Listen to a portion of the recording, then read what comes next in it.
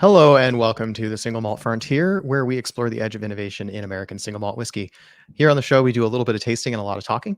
Usually we talk about whiskey, but the best thing about whiskey is the conversations that we get to have, and we get to talking about a little bit of everything.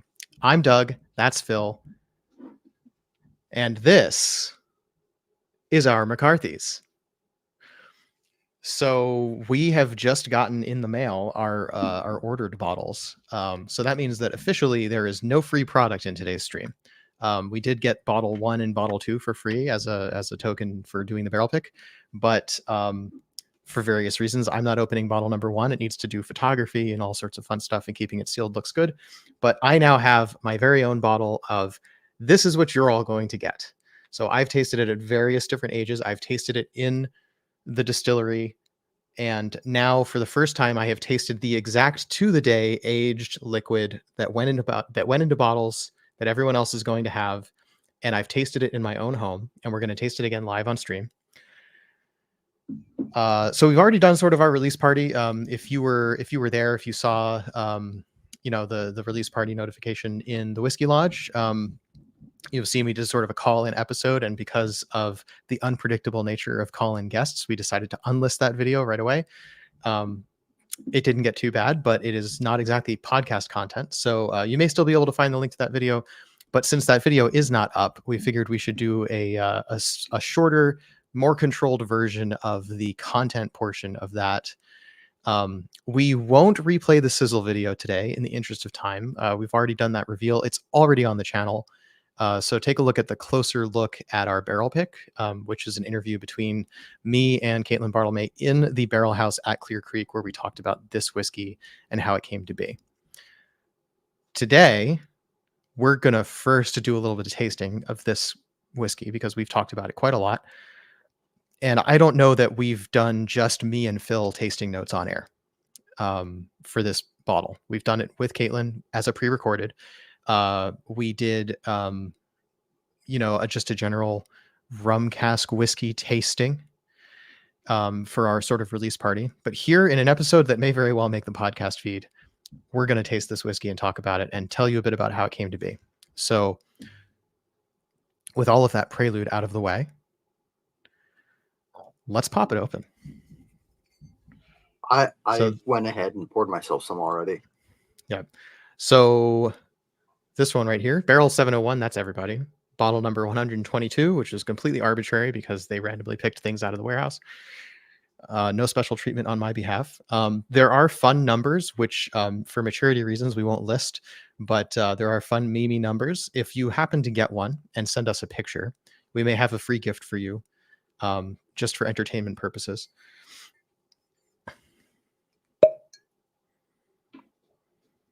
So it's not the first pop, but it was a pop nonetheless.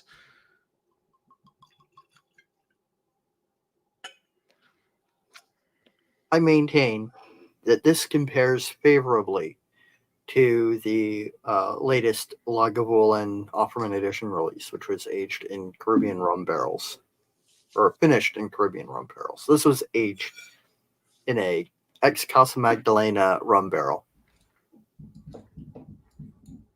Whoops, accidentally flipped our faces.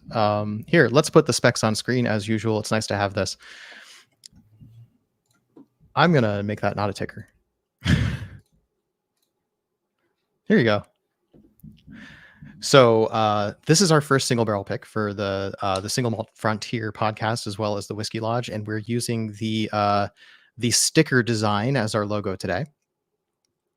So this is McCarthy's Oregon Single Malt, aged 6.71 years or 6 years, 8 months, 15 days, if you like. Fully rum cask matured in an ex-Casa Magdalena Rum Cask. This is single barrel number 701. Distilled, we have the exact dates in the blog post, but distilled December 2017, bottled near the end of August 2024. 113.66 proof. 156 bottles, which is not small, but is not large. So this is a fairly limited release.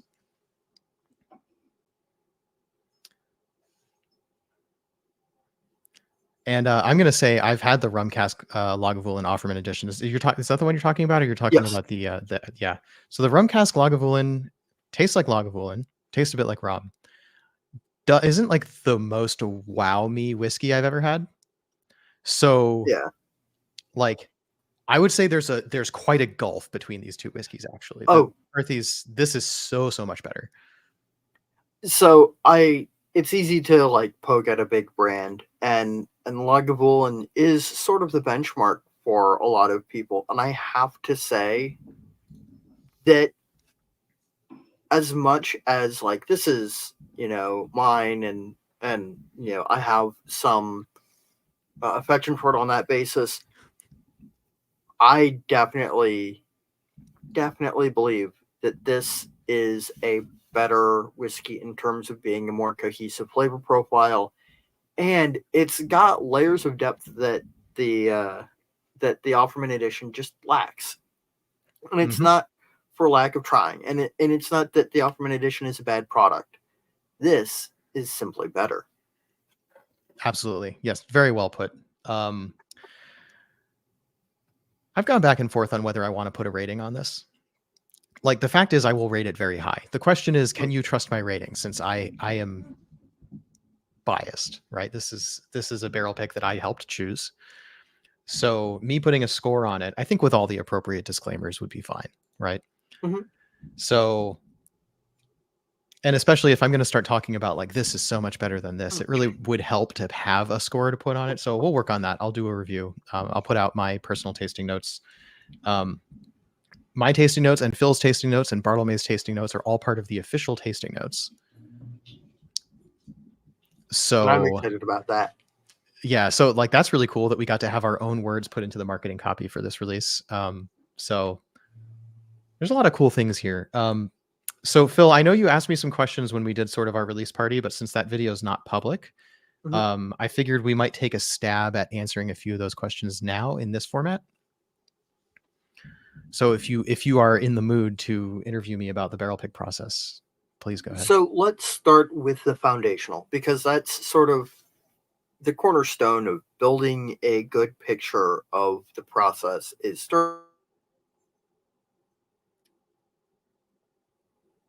cornerstone in the Your mic just cut usually. out, and I'm not sure if you stopped talking or not because it looked Oh, like you were just gesturing. am I back Take yet? two. Yeah, you're back. Let's start with the foundational. The what How did we get to this point from the beginning, which is a guy named uh Joe, or yeah, Joe showed up in the Whiskey Lodge, and I believe the first indication that we had of him being a distiller was, in our usual, oh, hey, what are you drinking? And he's like, oh, I'm drinking my own stuff, McCarthy's. Yep. And that was sort of the introduction for most of us to McCarthy's as a brand. And that's where our barrel pick, I believe, I've never been involved in any other barrel pick, so I can't say for sure. I have watched a lot of the, join us on our barrel pick adventure videos on YouTube, but I've never actually been involved in one. How did our barrel pick differ from a lot of others in terms of, just foot in the door from the very beginning? Yeah. So Phil, as you know, the Whiskey Lodge is really just a social club, right? And it's sort of about relationships and the people and talking about whiskey, yes, but talking about a lot of other things. Back when Joe joined the Whiskey Lodge was like the same month I joined the Whiskey Lodge, actually.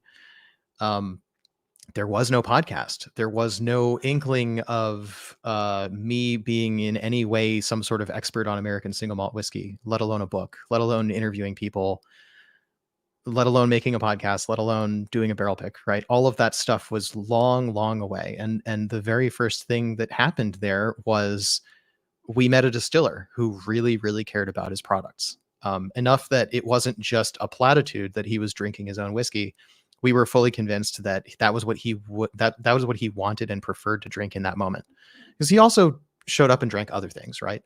Mhm. It was just that one particular instance where it was like, oh, this is the first time we've heard what you're drinking and you're drinking your own product. Is that like, is this just a marketing thing, or is that for real the thing that you like to be drinking? And I think we became fully convinced that he really did love his own product. We went out and bought some, all of us separately, right? The sort of people in the community. I wasn't even a mod yet at that time.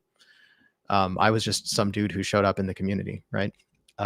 Just was interested in trying some interesting new whiskey, and you had me at Pete, right? That was sort of the hook. Pete, a peated whiskey made in America. Yeah, sign me up. So it was a relationship building thing at first, and for a long time. And I think it was a solid year or year and a half. Maybe not quite a year, like 8 months or something like that. I have to go look at the timeline, but it was a significant amount of time of knowing Joe, talking to him within the public channels, a little bit of sort of private chat, finding out that we had some like commonalities outside of whiskey, even in terms of like where we've lived and things like that. So we ended up, building some kind of a relationship. It wasn't. I wouldn't say that like you go straight to friends, right? But at this point, we absolutely are friends. I've had him over to my house for dinner. So that's just sort of the structure of the thing, right? We started with a relationship. I think what makes this different from the typical barrel pick is some group, podcast, whiskey club, whatever, goes to a distillery and says, we have a club of 2,000 people. We can guarantee to sell out a barrel of whiskey in X amount of time. Could we, walk your barrel house and look at interesting casks and decide what it is that we want to pick? Or if you're going with like a large distillery type thing, they've just got a barrel pick program that's basically industrialized to the point where they'll be like, yeah, we'll pick out, 8 casks that we've already earmarked as possibly worthy of a barrel pick, let you choose from one of those. So we didn't have any of that. This is a super small distillery, super small group. We sort of were like, yeah, like we'd be sort of kind of interested in doing a barrel pick. We are not sure how much of it we can sell. We have to sort of figure out interest. We have to figure out what people want. So Yeah. at the time that the first point that a barrel pick was floated within the lodge, sort of in a sort of aspirational, pie in the sky sort of way, there were about 500-600 members of the lodge, which sounds like a lot of people. However, a lot of these people are overseas. We have members in the Balkan states, in the UK, Belgium, Japan, Taiwan, and China. I mean, we have members all over the world, not to mention the United States and a couple of people in South America, and a couple of weirdos in Canada. Whereas I like to refer to it North Dakota. And that sort of is one of those things that makes it a little bit more difficult, because most of the folks who do barrel picks are people who meet together in one place physically, or they're a bar, a restaurant. I've seen athletic programs doing barrel picks, which is sort of a weird one, but okay. And like you said, usually it's you go in and you try a bunch of barrels. How many barrels did you and Joe look at? The first time I visited the distillery, we sort of just had the run of the warehouse. It was kind of like, here, let's just thieve some barrels. Let's just do the fun thing. Let's try this 3-year McCarthy's. Let's try this. And the second time I visited the distillery, I'll mix these up a little bit. Let's try this PX cask finished whiskey that we're working on, right? That hadn't come out yet. The one that's behind you in orange and behind me in orange, right? I got to try an early formulation of that. We thieved from the what became the 15-year-old apple brandy. It wasn't yet. I think it was 12 or 13 when I first tasted it. But yep.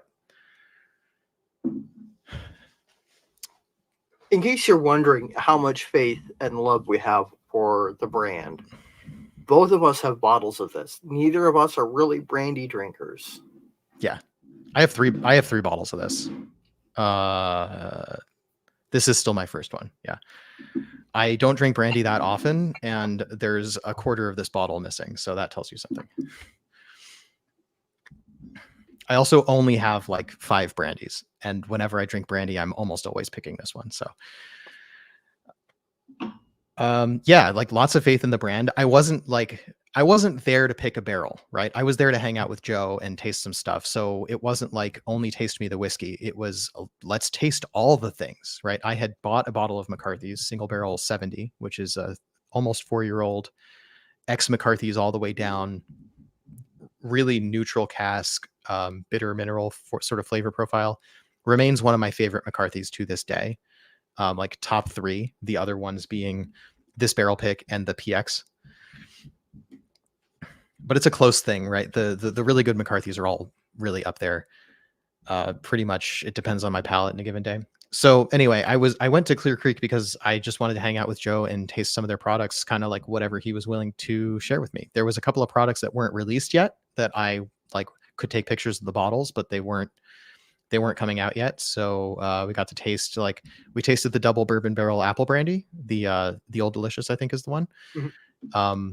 We thieved the barrel of the super old apple brandy.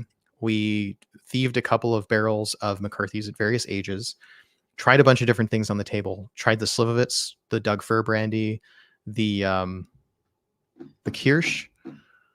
I think there was a raspberry liqueur, if I'm not mistaken. I think that exists, and I think that we tasted that one. So there was a lot of whiskeys that were tried. Oh, the Trail's End. We tried a couple of the expressions, the Trail's End. I think those were the ones that I couldn't post about yet because they were in bottles but not yet released. Something along those lines. It was really cool to just sort of have the run of the facility with the guy in charge. And because we had no agenda, there was no interview to do, there was no barrel pick to do, anything like that. I was also there visiting at the same time as another member of the Whiskey Lodge.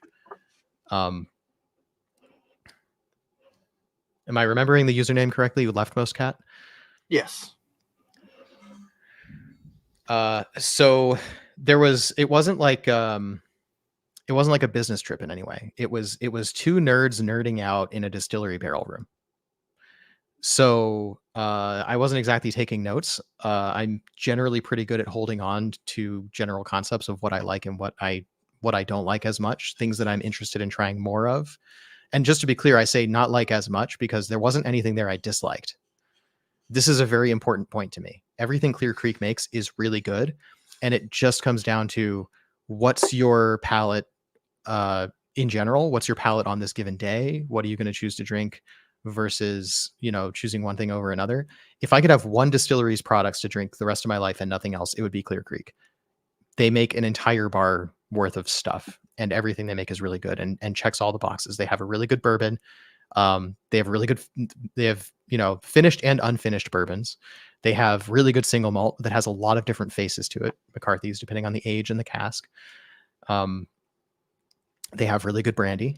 They have grape brandy, apple brandy, and lots of other different types of brandy. I mean, like, why would I expect to find Slivovitz in an American distillery that also makes these other products that I think are my favorite, and Slivovitz is important to me because I'm like half from the Baltics, and my family drinks a lot of Slivovitz, so that's like a cultural touchstone for me. So it's really cool to have that to talk about.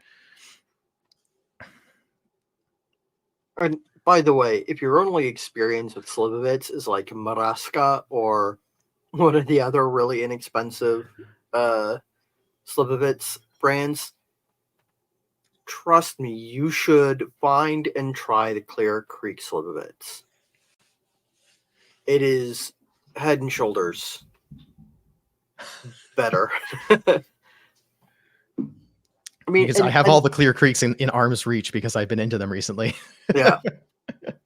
But that's sort of, that's where we started, where we came from was this connection that we built with not just Joe, but Caitlin, Joe's successor as master distiller of Hood River Distillers, who is an amazing person, a fantastic distiller, an extremely talented blender, and also willing to answer interview requests for a little tiny whiskey zine that probably will be released digitally this month, maybe. Yeah, not just that, but she was one of the first guests that we had on the show. Yeah. Joe also. I mean, the we feel like we're part of the Clear Creek family. That's been really important to us. It's one of the reasons that we wanted to do McCarthy's barrel pick as our first barrel pick, because we really do feel that we're part of the family, and it only makes sense to sort of bring them even more into the family of the Whiskey Lodge. And I just want to be clear, even though the Single Malt Frontier brand is on this bottle, because that is our media outlet, right? That essentially we're not directly affiliated with the Whiskey Lodge. This podcast isn't endorsed by the Whiskey Lodge, but we are from the Whiskey Lodge and we made this thing, and we do have their blessing that this goes well. This barrel pick, however, is fully endorsed by everyone who works on Single Malt Frontier and everyone who's in charge of the Whiskey Lodge. This is genuinely our joint effort, fully endorsed, good for everybody. And this is, it's important to point out, because there has been, like, I've gotten questions from other people. How do two organizations, do a single barrel pick? That is a good point. Yeah. Also, I like the typo podcast. Why don't we just call that? That's the podcast name now. We're just the podcast. But cute. Slivovitz is just plum good. And for anyone who doesn't get that, Slivovitz is plum brandy. So. Oh, by the way, speaking of people who are friends with Germ, we are going to try really hard not to let this show go beyond our 5 o'clock time, because everybody who's watching this should go watch Freedom Malt's Blind Samples Showdown Season 2. Tonight is especially cool because Nora Ganley Roper from Lost Lantern is going up against the Whiskey Shaman, and I don't want to miss that. So, John, you have the least drawly drawl I've ever heard, but fair enough. Yeah, so the question, how many barrels did we go through in that became the barrel pick? If you count everything I tasted with Joe at the distillery on my various visits, at least a dozen. But if you count, we've decided we want to do McCarthy's and we want to try some samples. And even then Joe was like, here, try these samples of Trail's End, these special releases, these special finishes that we're working on. Maybe something there intrigues you. And they were intriguing. But I wanted to do a single malt, because by the time I was thinking about doing a barrel pick, I was fully in the realm of being the unofficial American single malt ambassador of the Whiskey Lodge, if not every social platform that I'm a part of. And at that point in time, I think there were about 2 or 3 initially. And then there was sort of a follow on as like, that rum cask that we're interested in isn't really ready to be bottled yet. And we know we want to do that one, but are we interested in doing a barrel pick sooner? Maybe. Let's try a couple of other things. And I found interesting things, but nothing that felt like it was like, I mean, putting the very first barrel pick on a pedestal maybe wasn't the wisest thing to do, but I did feel like I wanted my first barrel pick to stand a chance of being my whiskey of the year. I wanted it to be that good. And I knew that the rum cask had that potential. So I didn't want to compromise that possibility so that I could do a barrel pick sooner. I think that considering it's our first one and we don't know exactly the total appetite for barrel picks in the Whiskey Lodge yet, relying on we can do and sell one barrel pick if we're only ever going to do one, I hope we do more than one. I hope we do this again. But if we're only ever going to do one, it should be some of the best damn whiskey these people have ever tasted. And so we decided to stick with the rum cask, and we also stuck with it for a really long time, because the first time I tasted it, it was under 4 years old, somewhere between 3.5 and 4 years old. And it is released at 6.71 years old. So I've been tasting it and shepherding it for at least 3 years. And there has been a fair amount of, not exactly consternation, but concern that, we've got to build the excitement for the cask, because even with, as we were getting closer to release, we were approaching and then surpassing 1,000 members, 1,100 members, 1,200 members. We were nervous that there wouldn't be a whole lot of excitement. And I think that I believe that you were in charge of that first announcement, where you sort of tested the waters with, hey, how would you feel about McCarthy's? A really interesting one. And the response was really positive. And the point about barrel picks not moving as fast is also really important. Yeah, I think ultimately it was a strategic risk, given that barrel picks were going crazy 2 years ago when we were looking at the original release date possibility on this barrel, right? If we had been able to go into barrel pick immediately after we decided, yeah, this is the one, about 2 years ago, probably would have been that time. I think we would have stood a really good chance of selling it out faster than we were comfortable with, to be honest, around that time, especially if we opened it up to the public. We did want this barrel pick to be exclusive to the Whiskey Lodge for at least a period of time. And so we did set up that private link with the password, which was the first time HRD had done that for anyone, which is, we super appreciate that, because given all of our time zones and Phil, I just lost your video. Maybe that's intentional. Okay. No, it's not. Oh, my internal webcam just failed. Nice. Sorry. It's okay. I can hold forth. Well, and I would like to say that was a concern that we had, because various members of the Whiskey Lodge were tracking with some degree of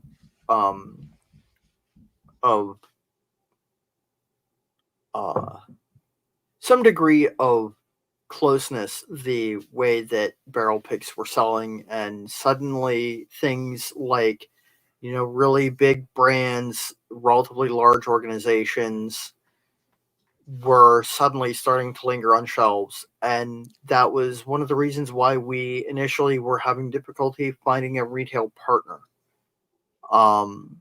Yes, we were competing for spots on shelves with other barrel picks. And the biggest hurdle, this was another question I think you intended to ask me. What was the biggest hurdle to getting this release out? Yeah. When we decided we were ready to start the process of getting this into bottles, we're like, this has the right balance of cask and malt and smoke and all that. That was last November, actually. And we knew that it would still take some time, and we took precautions. Here, I'll make us same size again. We took precautions to make sure that the barrel would not be, like, the balance of the profile wouldn't go too much towards the cask. For one thing, Caitlin Bartlemay at this point knows my palate, knows what I would consider to be too oaky. So we were trusting her to pull it from the barrel if it was in danger of becoming over oaked. The good news is this is an exceptionally neutral cask. The likelihood of that happening was very slim, and that extra time added more structure without disrupting the balance. So the what I'm tasting today compared to the sample from last November that I've been using as a reference this whole time, almost the same whiskey with just more structure in the body. the flavor profile, I mean, Phil had that sample too, so he knows, Mhm. right? The flavor profile is the same, the balance of the cask and the smoke and the rum influence. If anything, the rum influence is just enough more present now that you can really tell it's rum. And Yeah. before it was maybe just a light sweetness with some tropical fruit. I think that extra time actually was a really good thing. So we were sort of ready to pull it where we're like, it's not gone too far yet. And we know this is going to take some months. It's time to start that process. What we thought it would be like 3 or 4 months though. It ended up being 9 months, basically. It was about 6 months before we said, okay, the only way this is going to work is if we partner with HRD directly, sell it through their website as their own single barrel with the allowance that they're going to put our sticker on it. Right. So instead of selling through a third party retailer, selling through ourselves, we don't have the license to sell liquor. So we can't do that anyway. It's something we looked into though. We're like, hey, what would it take for us to take possession of all of these bottles, set up some kind of distribution? Like, what would that take? And like, you spend about 30 seconds thinking about that, realistically about 20 minutes thinking about that and going, there's no way that would ever make financial sense at our scale. No. I mean, that was at one point, I believe, the big man in charge, Joe, the founder of the Whiskey Lodge, and I were in a call talking about, well, what would be required. We had been joking about starting our own independent bottling company and distillery, since, I mean, I joined the lodge sometime in 2019, I think. And it had been a running joke. And then we were looking at, well, this is how we have to get it done. What is required? And the answer is a lot of initial cash. Yep. Lots and lots of paperwork, including paperwork with the worst government agency, the IRS. Yeah. And the second worst, the TTB. And then there is all of the insurance that you've got to have. And it just, on the face, was not something that we could do. Yep. Which is understandable. It's not a leap that we are ready to make.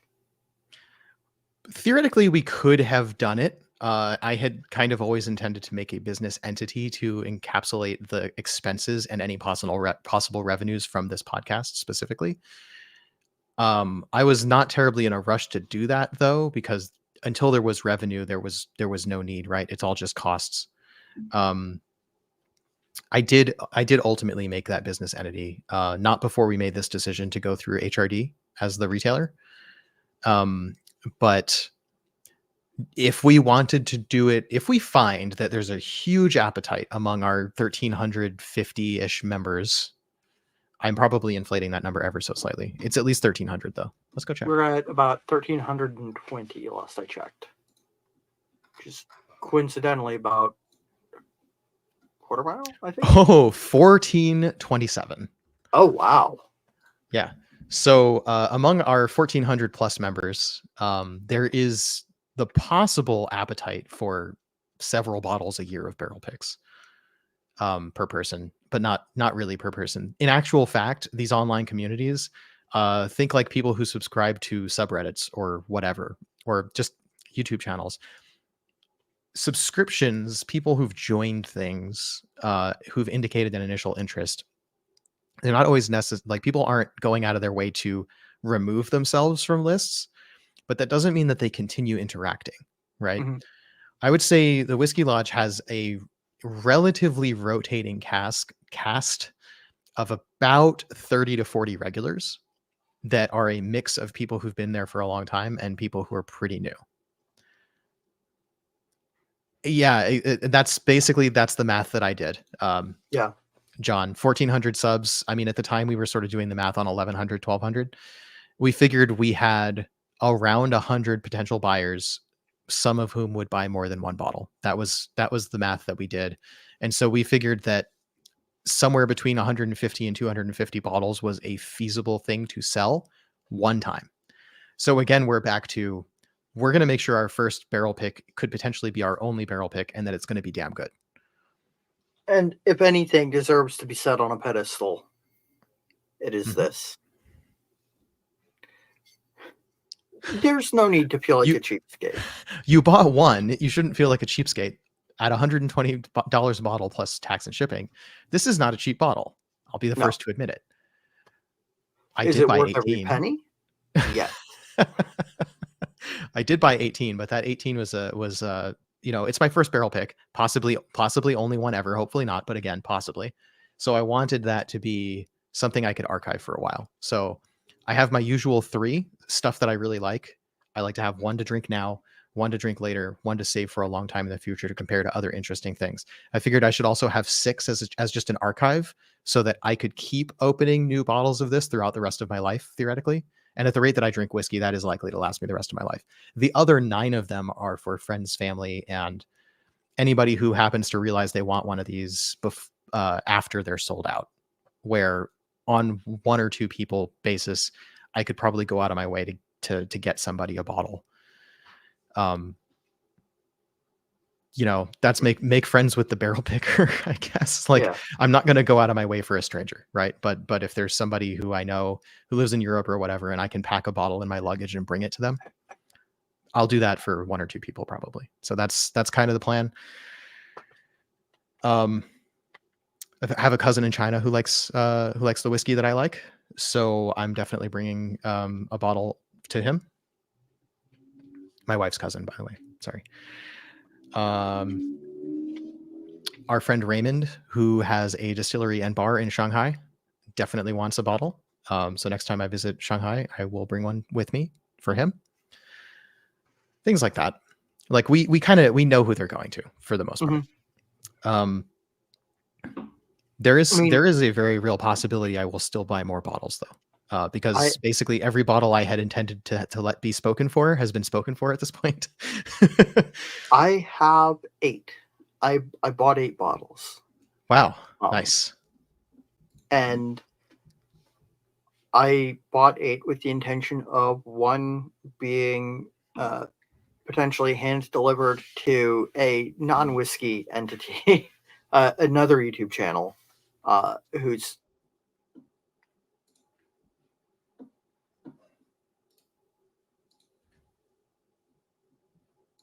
Did you to did your mic cut out? Your mic cut out just as you were saying another whiskey channel.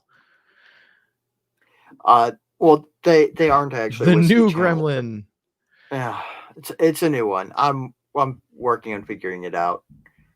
I bought enough that I could leave one with the USA Kilts people who do live streams where they open with a bottle of whiskey and review Nice. it. And I thought that'd be cool.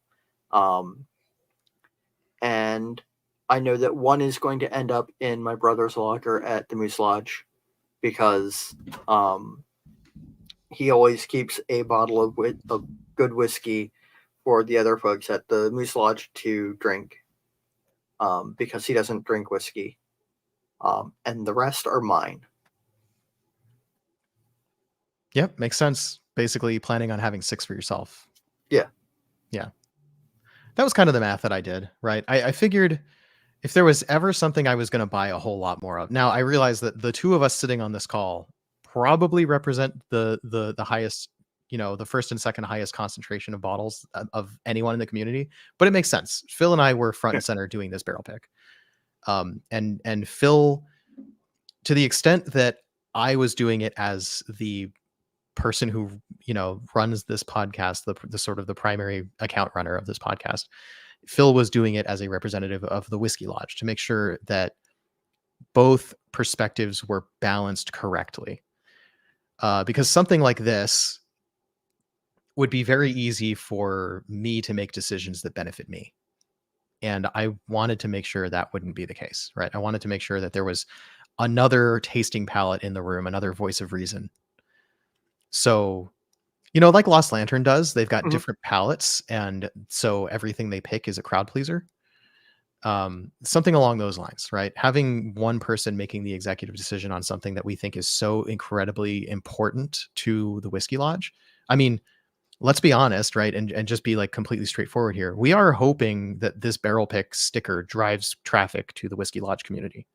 That is our Mhm. preferred place to hang out on the internet. And we think it's a great place and we think more people should join. So if people find out about it because of this barrel pick that we did, more the better. And, you know, I think I've said it before. This is my first barrel pick. I've wanted to be involved in one for quite a while. Some friends and I very briefly considered teaming up to buy a small barrel from a local distillery and ended up doing the math and discovering that that would end up with all of us having about a case and a half of whiskey and empty pockets for the rest of the quarter. So we decided against it. But this is extremely exciting for me because this, is sort of the coolest thing that I have done in a long time. And I posted on Instagram, a picture of the barrel pick sticker on the label, and said that it was the best day that I've had in a while, because it is. This represents almost 3 years, maybe more than 3 years, since we really got started of work and not quite single-minded dedication to a purpose, but dedication to a purpose nonetheless. Yeah. Speaking of And dedication to a to be purpose, fair, it's not like it's been 3 years of full-time job working on this. I mean, for some people at Clear Creek, it has been a lot of work working oh yes, specifically with us, and we really appreciate it. But it has been something that's been firmly in the back of our minds that entire time, ever since the possibility was floated. We found a really cool barrel. We'd like to do a barrel pick. They're offering us that opportunity. And the question is exactly how and when to execute on that. And the big stress for us was feeling like we were behind, right? We wanted to wait for the right time and we had to get some details right. And some of those things took a lot of time, a lot more time than we wanted them to take. But that's how it goes. We got about 3 minutes left. I am keeping an eye on the time. So before we do any closing comments, everybody who's watching this right now should go check out Freedom Malts, the YouTube channel Freedom Malts, doing the Blind Samples Showdown Challenge featuring Nora from Lost Lantern and the Whiskey Shaman, another YouTuber. They're great people. It's going to be a lot of fun. Great palates. and the Whiskey Shaman does occasionally hang out in the lodge and talk to folks and answer questions. He is pretty knowledgeable and a really cool person to talk to, as is Nora. Yep. Yeah, we've I think we're all doing this thing a lot more now, where we realize there's a lot of people in the whiskey community who put their faces out on the internet in one form or another. They're Instagrammers, they're YouTubers. And the Whiskey Lodge is all about community. The community comes first on this barrel pick and everything that we do in the Whiskey Lodge. And it is always at least somewhat of a passing thought when it comes to the content that we put together for Single Malt Frontier. We've made content decisions because of what our fans in the Whiskey Lodge want to see.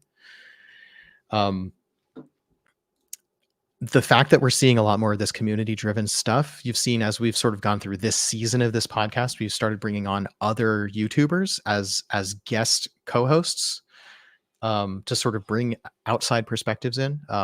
Germ is I'll think about that comment in a second. Germ is bringing all of these people on his show, a pair at a time, and doing this sort of blind tasting thing, which, like, everybody who tastes whiskey blind knows that's an extremely hard thing to do. And being quote unquote bad at it does not mean you have a bad palate. It's just a fun thing to do, and everybody's really good sports about it. We're going to see more community-driven collaborations. Phil and I are involved in another community whiskey tube collaboration right now that I won't announce, just in case we are not chosen to appear. But if we do, it's going to be a lot of fun. Mauricio just subscribed to Freedom Malts, and thank you for joining the channel in the Whiskey Lodge. Hey, I'm glad that we're able to introduce you to American Single Malt. I hope that we're able to share a lot more good recommendations with you in the future. If anyone, I'm just going to put this comment up there. It tastes like a delicious 3-year journey, and that is absolutely true. I'm not quite sure what lick the like and like the lick is.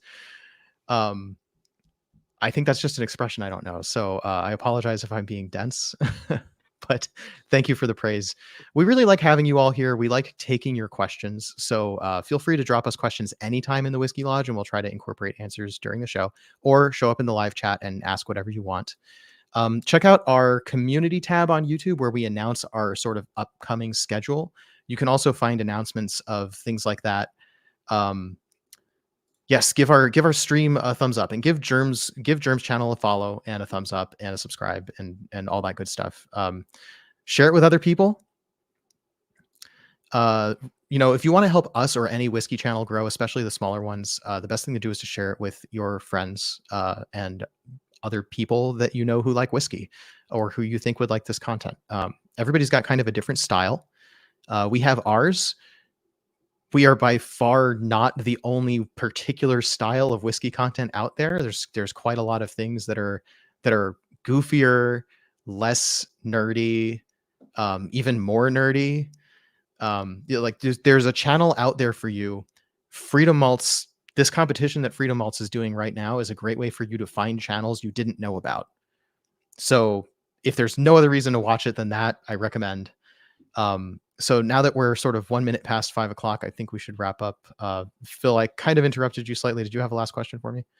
Oh, no, I was just going to say that you should all go watch the Freedom Malt show tonight. And on that note, we should sign off so you can go watch it and not miss anything. Absolutely. So follow that link, hit subscribe, like, and all that good stuff. Cheers to y'all. Thanks for watching. Thanks for buying the bottles. And until next time, we'll see you in the lodge. Cheers. Sláinte.